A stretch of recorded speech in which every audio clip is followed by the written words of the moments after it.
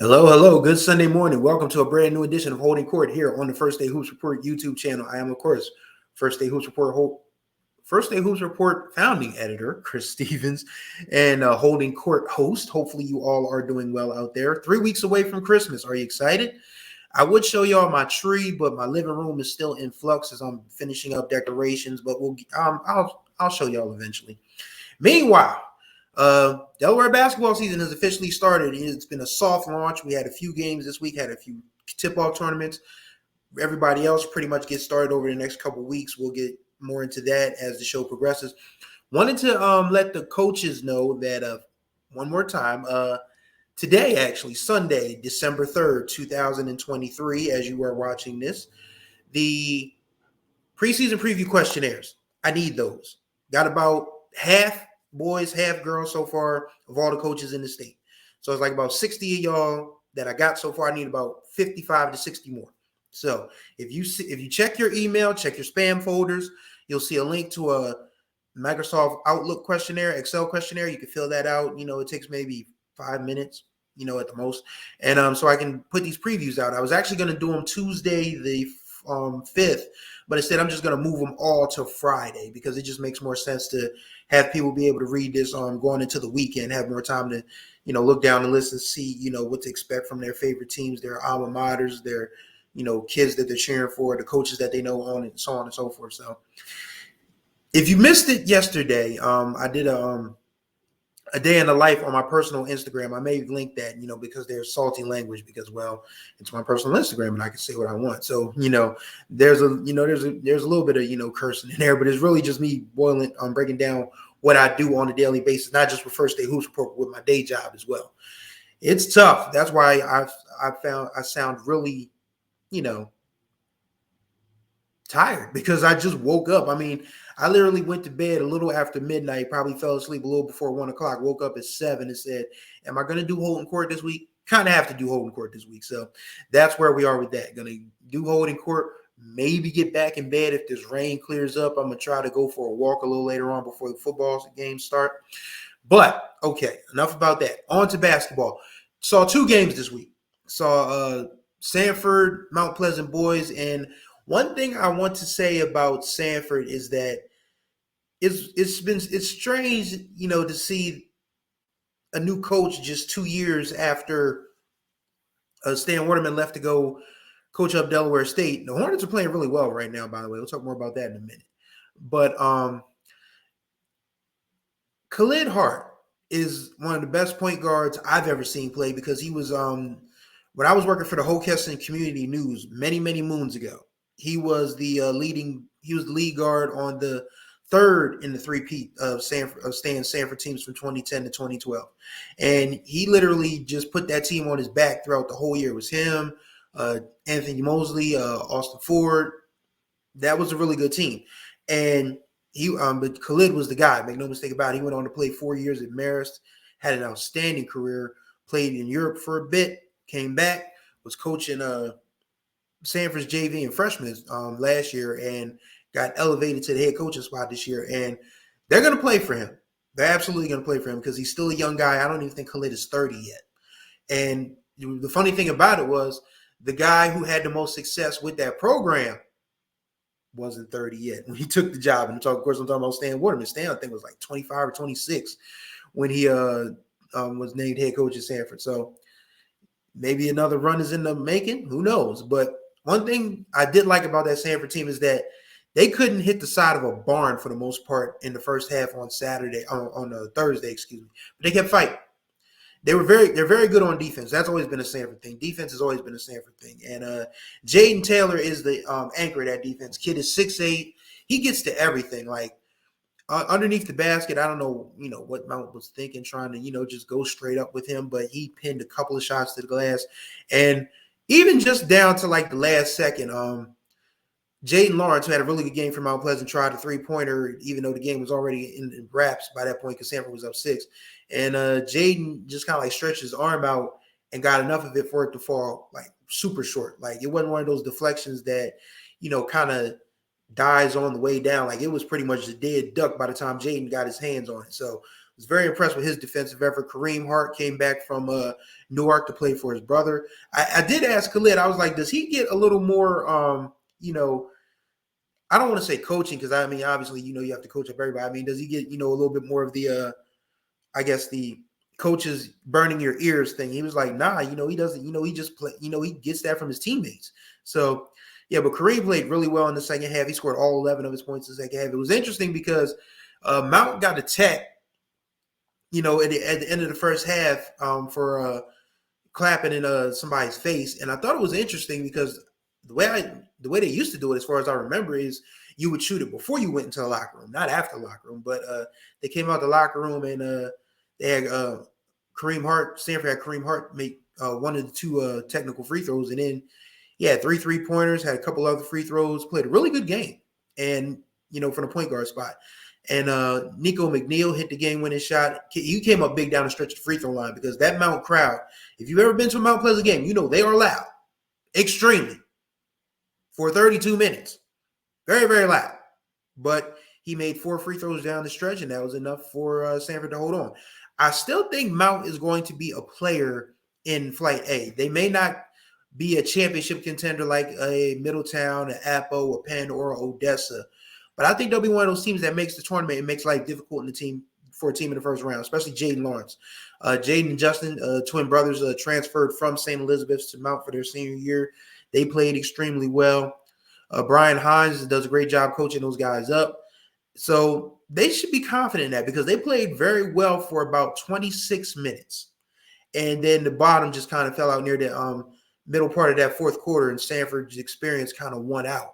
So feel like that was a good game. That's going to be a game that tells you a lot about both teams. I still am not ready to crown Sanford as an independent champ yet. I still got to see Tower. Still, of course, got to see St. Andrews. They got the two big fellas, Lloyd and Proctor out there. Got to go see them eventually. If they have Rakai Lum, I feel like St. Andrews will probably be the runaway favorite for the independent conference. But, of course, Rakai is playing down in North Carolina. We wish him the best. And got to see him at a Nigel Alexander's One Journey Classic, and I really liked his game. I thought that would have been a super team of sorts if he stayed. But you got to go where you got to go. And I'm going to talk more about that later on. Girls' game I saw, I'm still trying to process it because it was just about 12 hours ago, honestly. I mean, it was a long day. AI DuPont, St. Mark's, the AI Tip-Off Classic. This is the third straight year they've met in the championship game. St. Mark's won in 2021. AI won last year, and AI won this year, but it didn't come easy. I've been in this business in journalism, in sports journalism, for about 21 going on 22 years. I don't recall many double overtime games. And this one was one for the books. St. Mark's got off to a really good start. They were up 20-10 at one point. And AI made it close towards the end of the second quarter, took the lead in the third quarter. St. Mark's came back to take the lead late again in the fourth quarter. AI takes the lead again, gets a couple free throws. You think they're up 4, they put it away, but nope. Sophia Buffon makes a 3-pointer, gets fouled while making 3-pointer, hits the free throw. We're going to overtime tied at 55. St. Mark's went up 64-59 with about a minute to go. You figure, well, this is going to be the end. I mean, they played a really good game, AI did, but they just made too many mistakes. They senior forward Nyjah Jackson fouled out, so they were literally playing like freshmen that, were seeing like their first varsity action. Virginia Wilkins, she actually had a big shot in that overtime too. So Lucky Price has got himself some talent on that ball club. The big key was Sidney Hilliard. Of course, we all know Sid played at Mount Pleasant. Had a good start at St. E's. Of course, left the program, because of conflicts with the coach, transferred to AI and played really well. She had a 3-pointer to pull them within 2 points, but AI defense still had to force a turnover, and somehow they got one out of bounds off of St. Mark's, and Sid misses the go-ahead 3, but Kalina Thomas grabs the rebound, puts it up, lays it in. 19 seconds left. We're going to overtime double overtime tied to 64. And that's where Sid and Amani Bryce took over and finished it off for AI. Those two girls played 40 minutes of basketball because, there's 4 8-minute quarters and overtime is 4 minutes. That's 40 minutes of basketball for teenagers. And granted, they're teenagers. They're in good shape. They play all day. They run all day. They do all this. I was exhausted watching them, quite frankly. I was sitting there, shooting the breeze with Amani's dad, Mike Bryce, AI principal Marty Cressy, a couple other folks. It was like, yo, we are watching something crazy here. And I'm telling y'all now, the bar is set pretty high for game of the year. There was everything that you wanted in a basketball game, from AI St. Mark's girls. You can check out the highlights, of course, on our YouTube channel. As far as their prospects moving forward, I feel like AI is still the team to beat in Flight B. And granted, Hodson comes down. Hodson has a ton of talent. There's Marissa Isbell. There's the Torres sisters. Howard, of course, has Curtis Clack as head coach, and he coaches his teams up all the time. Of course, they got Kanaya Murray Chambers, Glory Forby and Boomway. Those are the two that you're going to have to look out for on that squad. And they're going to be scrappy. Howard's going to be scrappy. That's what they do. That's what Clack's girls have done since he's gotten there. So it's not going to be easy, but I still feel like AI has the most talent and they have the most scoring capability. So I feel like AI wins Flight B again. But their true test was a game like against a team like St. Mark's. And St. Mark's, they were missing Ava Profanel, excuse me. I saw her in the cast, and I didn't know she was in cast. So, hopefully they get her back soon. But Lauren McDonough, she definitely played her way into the all-state conversation. 37 points, and it was 37 points the hard way. She went to the basket. I don't think she made a three-pointer. I mean, I think she had a few free throws, but most of her damage was done from the elbow in. And a lot of that was on a fast break, driving to the rim. Very talented kid. 37, that's going to – I don't know if that's going to be stay high this year. I think somebody's got a 40 burger in him. Who has a 40 burger in him? We'll have to wait and see. But that's a good start, for St. Mark's. Their guards played really well. Sophia Buffon, Sophia Karch, Leah DePaul, Haley Short. That's a scrappy bunch as well. And Howard AI coach Lucky Price told me in the pros game that AI needed games like that because Flight B is going to be one that they should win. But at the same time, they still got Ursuline this year. They go to Caravel. They're going to be a She Got Game the next couple weekends. So they're going to see a rise in talent and they're going to see a rise in will for the most part. So got to think that that's a win that AI is going to be able to hang their hat on. There's going to be a game that St. Mark's can hang their hat on because once they're fully healthy, they'll give Ursuline a run. They'll give St. E a run. They'll, have some good battles with Paddle and anybody else that they play. So I really want to see them against DMA again. I didn't get a chance to see the first St. Mark's DMA game last year, but I want to see it this year. I'm going to try to work my schedule around to see if, I can get that game in on my schedule because when you're a one-man band, you're doing a lot and trying to get to as many games as possible. You know what messed me up yesterday? I had every intention of watching the MOT Charter Odyssey championship game over at AI for the boys. My battery died. You know what's funny? I got this beautiful Sony A7 II camera that takes great video, as y'all see on the FirstStateHoopsReport YouTube channel. And for some strange reason, I forgot to get batteries for it, extra batteries. So if that AI St. Mark's girls game doesn't go to double OT, I can probably get a few highlights in. But it went to double overtime, and I was just managing. I was like just managing this battery. And then shout out to my guy, G Johnson, Mr. Strictly GP, because I was like, yo, I need a battery. And he was like, he sent me a screenshot of what to get on Amazon. And it was like 3 batteries and a charger that I couldn't find anywhere in the store. I went to Walmart. That was a fool's errand. I didn't feel like going to Best Buy because, Best Buy, from my vantage point, is just too far of a drive. Like, if I go to Christiana Mall, that's going to take God knows how long because people are shopping.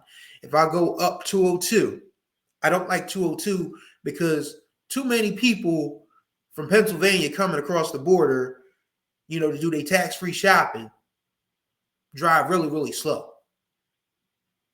And I'm not a fan of slow drivers. I'm telling you now. So if we've bumped heads in traffic, if you see me yelling at you, I'm sorry.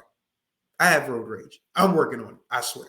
But yeah, I'm getting these batteries off of Amazon, so I should be good to be able to do these tournaments and things like Diamond State, Viking, the always wonderful Unlock the Light. Very much looking forward to that in February. And just, making the rounds, man. That's the important thing. Making the rounds to make sure all these great basketball players get seen. And it was good to talk to my trader yesterday. Talked to her. She said she's getting ready to ramp up, her workouts because she's going to go to play at Salem Community College next year. She was like, yo, I don't get seen if you don't start posting your videos. And to hear that from a kid, is like, it's confirmation. And to hear, AI's principal, Marty Cressy, saying you give a lot of positive, press to different schools. And it's like, I'm just doing my job. This is what I've done all my life. I don't know anything other than just, giving you the facts. I don't editorialize unless it's on holding court. And that's just me giving my honest opinion about basketball and, just talking about random stuff, that might be off the cuff. I don't talk about, what kids need to do, what school. Well, I talk about what schools need to do, and I'll talk about that in a second. But just for the most part, I'm here to, uplift the game of basketball. That's what I do. I go to these games, I bring my camera, I take my notes, I have, detailed, make sure I keep track of who's scoring. I want to do rebounds, assists, steals, and blocks, but it's just hard when you're holding the camera, trying to aim it, where the ball is going and still, be able to write down everything. Being a one-man band, again, is a challenge, but it's a challenge that I love. And to hear that from to hear that from Principal Cressy, it was a blessing, man. So thank y'all for, telling me that my work is not in vain. Some days it feels like it. I'm not going to lie to you. It feels like some days it's like, yo, why am I doing this? And it's not because I don't love it. It's just that it's exhausting because I have a day job. I'm still trying to, navigate, different spaces of life that are more of a personal nature that y'all don't need to know about. That's really not important. But just trying to, make life matter, make life work on a daily basis is a challenge, honestly. But for people that, come up to me and say, hey, Chris, you're doing a great job. We love First Day Hoops Report. Y'all keep me going. And I thank y'all very, very much because, I be zapped, like I literally am working off of 6 hours of sleep, just about.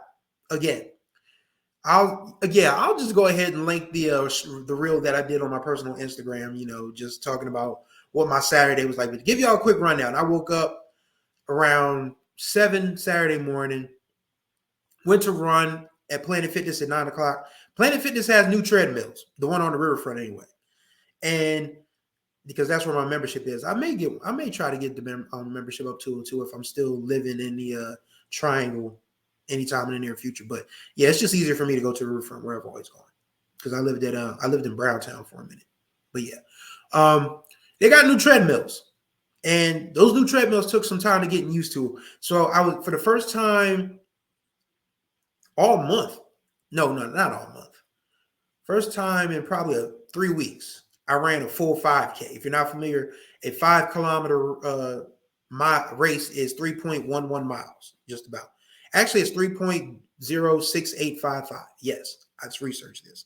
But it's just easier to say and go 311. So yeah, I got my 311 in, came home, dried off, showered, got in front of this laptop for HBCU sports because we previewed the Southwestern Athletic Conference football championship game. I ate breakfast. I had a really good breakfast. I make my own Wawa Sizzlies now because it's so much easier. Once you realize that ground turkey sausage is not that hard to make, you can do it yourself. You can buy bagels from Food Lion. Same thing with hash browns. That's what I had for breakfast on Saturday. Took a nap. Woke up, got myself together, went out to AI DuPont, covered that game, which turned out to be a wild sequence of events. Came home, let my battery charge up, broke down these highlights because during the 40-minute game, there's a lot of stuff you need to look out for and, just getting to just the facts. Also, cutting down the interviews to a manageable clip that everybody can get the gist of what the athletes and the coaches are saying. Finished that up around 11 o'clock. And then I just lingered for a little bit and said, okay, I'm going to bed. I am tired. I went to bed like a little after midnight. And once again, probably didn't go to sleep until closer to 1 o'clock. Woke up at 7 and said, well, do I want to do holding court? Yeah, kind of have to at this point. People are, expecting it. So I do want to send a shout out because I didn't get to talk about this last week, but shout out to Mrs. Blair Strickning, Bryson Strickning's mom from Caravel. I've been making news in other areas of journalism because I've been really outspoken about the state of Delaware State University football program because I am a Delaware State alum, as is well documented. And Hiram Watley, one of the officials, Coach Larry Banks, they both said, yo, you've been saying some real stuff. And I'm like, yeah, they're going to kick me off of campus. They're going to ban me off campus eventually. Because, I mean, it sucks to see DSU football in such a state of disrepair and disarray because that's not what the program was. I mean, in the 80s and 90s under head coach Bill Collick, they were winning MEAC championships. They won a MEAC championship in 2007. They've been a good football program. But for this university not have a winning program, winning season since 2012, it's crazy. It's crazy. And they went 1-10 this year. And they went 1-10 against a team that isn't even an NCAA team. So it doesn't even count, honestly. But, yeah, I've been getting a lot of feedback from that, mostly positive, though. So, I've had people reach out to me, say, Chris, you're shaking the table, you're saying the right things, you're bringing up the right stuff. And Mrs. Strickning, because I was, I was on my way outdoor after watching Caravel scrimmage case. She was like, "Don't you start no trouble on Holden Court tomorrow morning." And I told her, I said, "Hey, I'm always in trouble. Whatever it is, I'm always in trouble." So, sometimes you just gotta, I've always been like a low key person, but at the same time, I have a big mouth and I say what's on my mind all the time. I do. And sometimes that may not fly with people. Other times you get an amen corner, but you have to be true to yourself. That's something that I've learned in this stage of my life, that you have to be true to yourself. You can't go around. I mean, yes, you need to be kind. Yes, you need to be tactful. But if you see something foolish, call it out. And that goes with anything. And that's, been my motto here on Holden Court. And I've always said that, and I said at the beginning of the year, I was not going to give air to any foolishness, and I'm still not going to give air to any foolishness. But at the same time, if, there's something that needs to be addressed, I will address it. That's just how I do. Just is what it is, man. But yeah, had a great time covering high school basketball this week. College basketball really quickly, because I want to get into that before I, fall asleep on y'all. Because y'all can hear it in my voice. I am still tired. Very, very tired. But Delaware State men, they're starting to pull it together. They beat Loyola of Maryland 79-72 yesterday. They beat Chicago State 79-73 in Chicago a couple days earlier. So they've won 3 of their last 4, 2 in a row. They're 4-6. And told everybody that Stan Waterman was going to get this crew together eventually. And lo and behold, right now they're playing some really good basketball before MEAC season even starts. They still have, some tough ones coming up. I mean, granted, this week they got Gwinnett, Mercy, and VUL. So, I mean, that's not, those are games they should win. So, they'll probably go into conference play, probably 8-9-ish, somewhere in that neighborhood. And, MEAC games are always tough. But there's nothing that they can't, there's not a team that they can't beat in the MEAC, honestly. So, Coach Waterman, he's give him some time. I always say that you need 3 years minimum, high school or college, to be able to determine what kind of program you're going to be able to have under a certain coach, and that's regardless of sport, because it's the nature of high school and college sports is always cyclical, because you got kids graduating, you'll have kids transferring, you'll have kids that don't want to play anymore, you'll have kids coming in for different reasons. You got to give coaches a chance to be able to say, okay, this is what we have on deck. This is what we have coming. This is what we had. Once these kids leave, this is who we have coming in. This is how they best fit our program. This is how they best fit our scheme. This is how they best fit our strategy.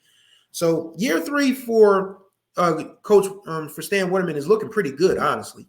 And they don't lose a lot. I mean, Brandon Stone graduates. They're all MEAC center, but you still got some more big fellas like Ray Somerville, Austin Andrews, Wesley Oba, Martez Robinson graduates. But you've got that young backcourt of Daywok Tavares, and Jevin Muniz.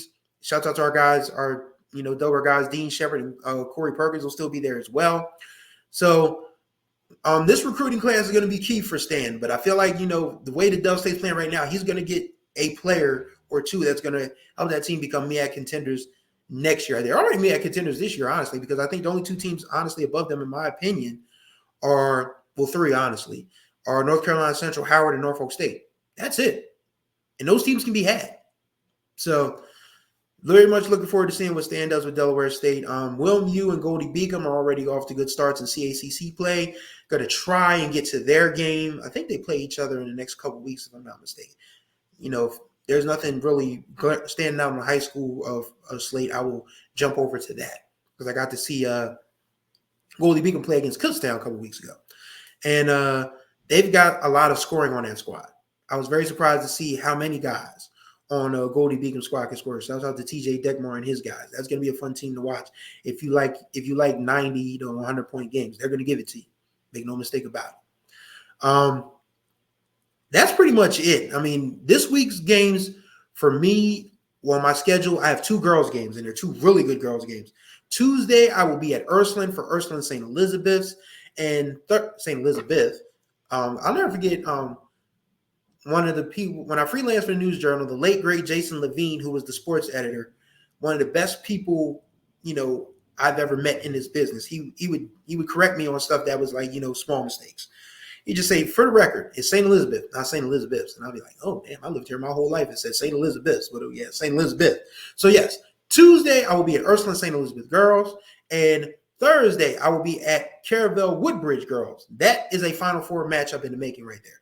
Both of these are Final Four matchups in the making, quite frankly. Very much looking forward to seeing St. E under Ty Taylor, Erica Huggins, Player of the Year candidate, Giselle Banks, Player of the Year candidate. Very much looking forward to seeing those 2 girls play.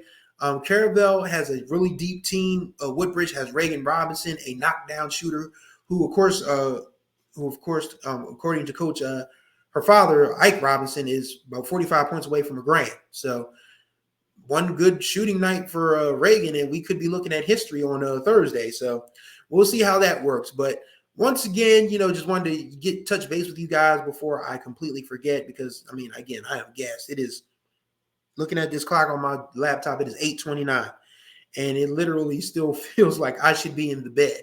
But, thank y'all for watching Holding Court. As always, greatly appreciate y'all's time. And I'm going to link our GoFundMe every week I do something, because, I got to have resources. Money matters. And, when you're driving up and down the state, you need gas, you need equipment, car maintenance. And I eventually want to bring some people on as contributors, for writers or maybe even videographers at some point. That's my hope, that one day Holding Court will be solvent enough that I can actually bring people on to help me out with this. That is my goal. So I'll be linking the GoFundMe in the link below.